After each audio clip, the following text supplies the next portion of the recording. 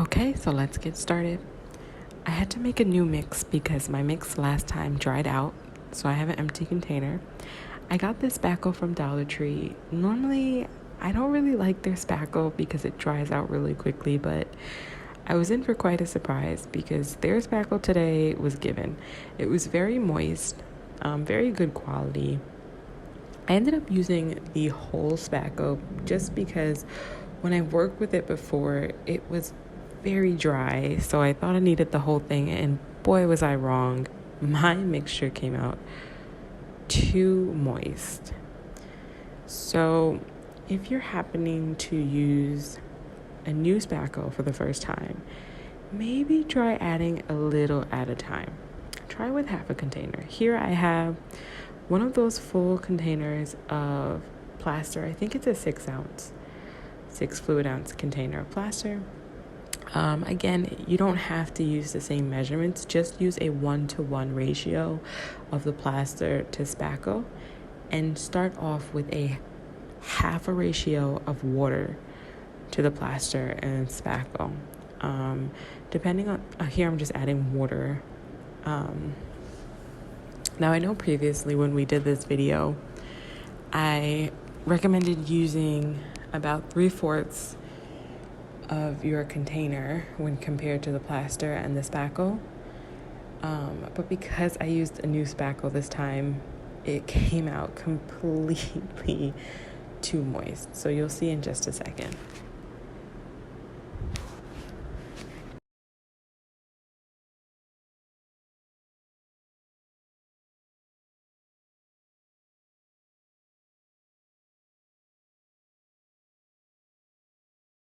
So as you can see, my mixture, it was a little firm, but it was too soft, so it couldn't make a structure.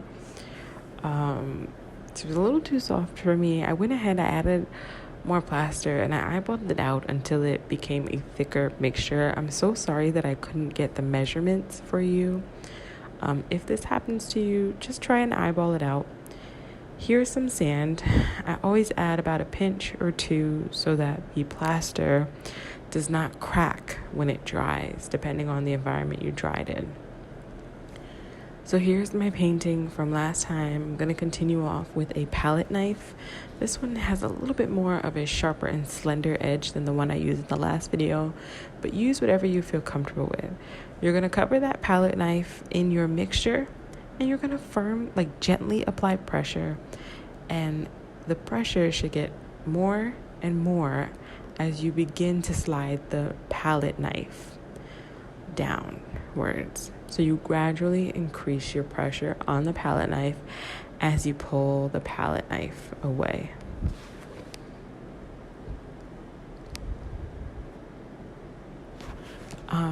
If you notice, the big gust of wind has a structure that how do I explain? When I'm using the palette knife, I'm covering the whole palette knife with a mixture so that the plaster mixture is more elongated. It's more longer and bigger than the short strokes that we created in the previous video. And the reason that it's more longer is because we're not using a brush where we can create a long brush stroke. Because it's a textured piece, we want to copy that long brush stroke that Van Gogh created in his original painting of the Starry Night. And so we make a longer structure with the plaster.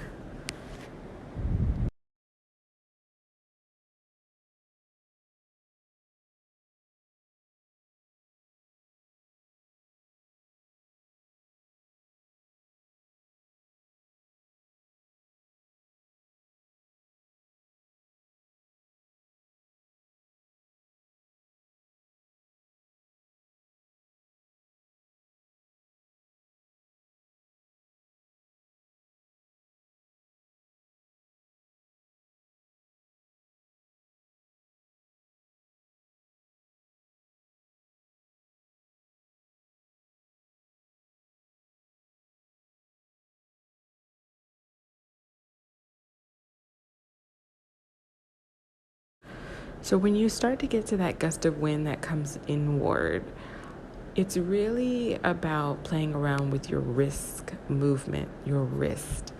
So you want to make the strokes kind of come like a curve and mirror these gusts of wind that are going inward.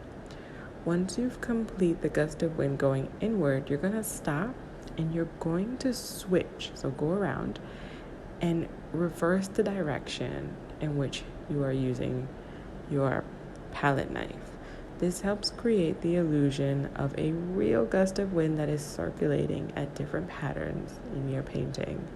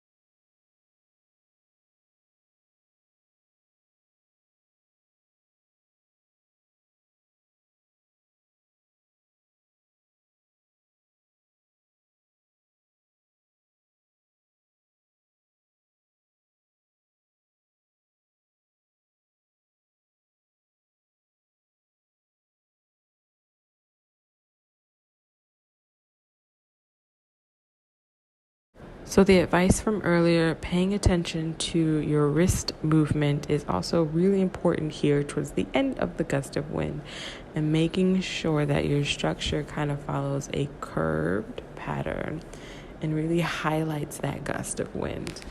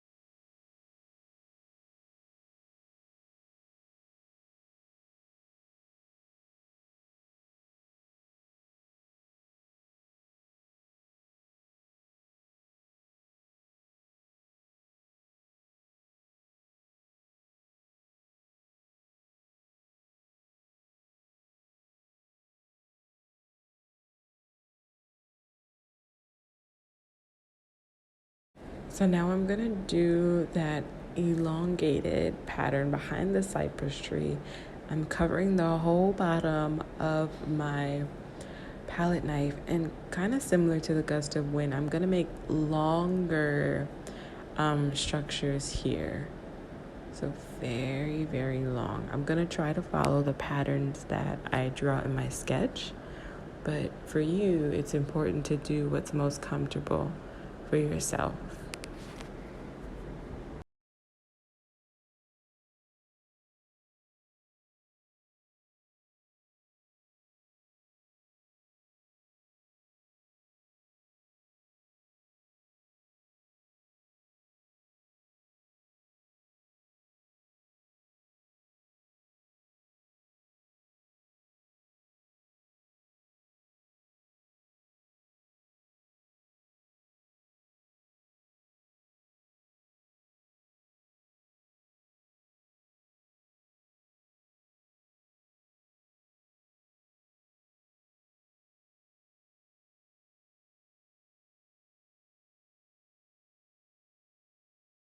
So with the cypress tree, I cover the palette knife and I'm just gonna follow along the sketch that I made.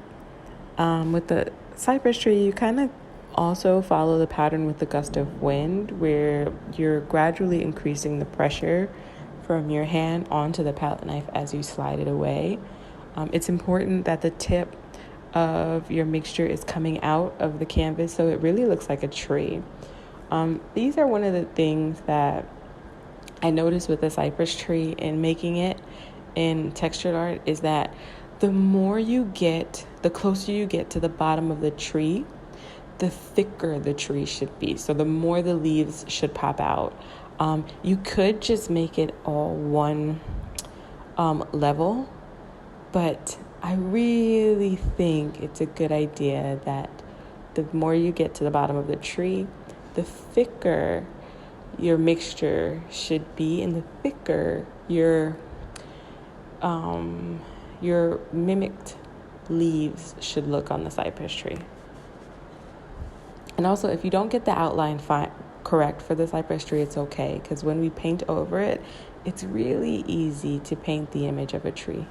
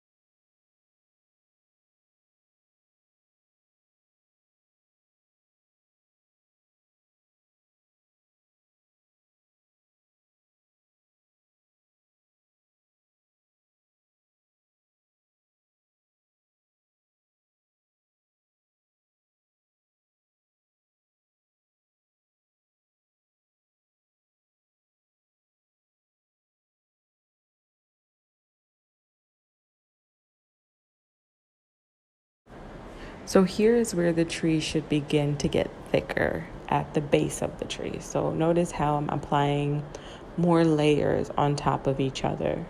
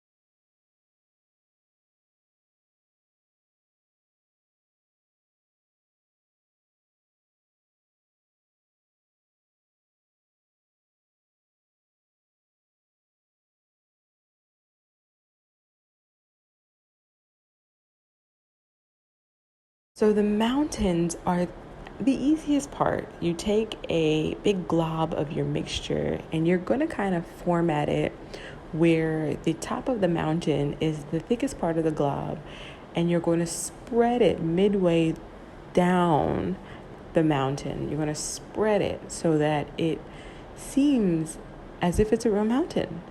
So the top is thick and it spreads out until it evenly is level with the canvas. And the reason I chose to do it this way is because I do not make the city part with the buildings a textured piece. For me, I haven't learned to be that patient with plaster as of yet, but if you want your city to be textured and you feel like you can do that without any guidance, then you can make your mountain a little bit thicker towards the bottom.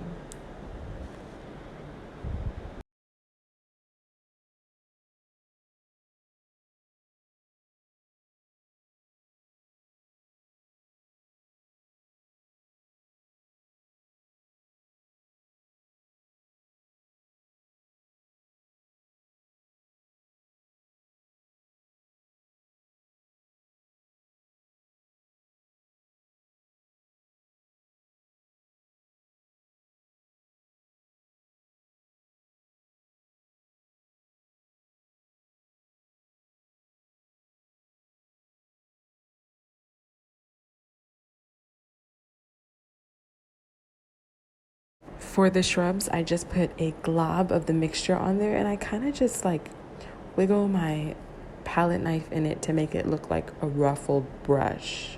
Is it bush, not brush? Sorry.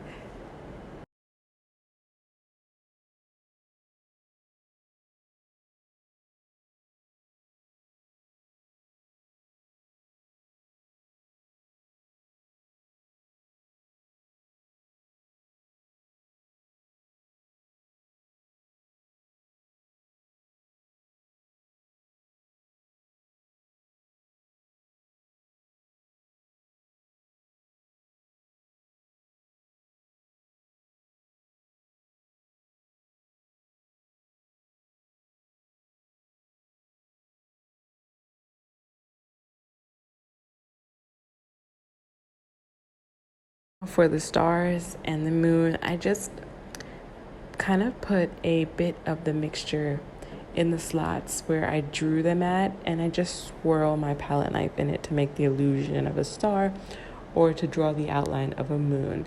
If you feel like this is something you don't want to do, you don't have to do it. It's just something that I do, and when I paint over it, I add more details in order to get that illusion of a star.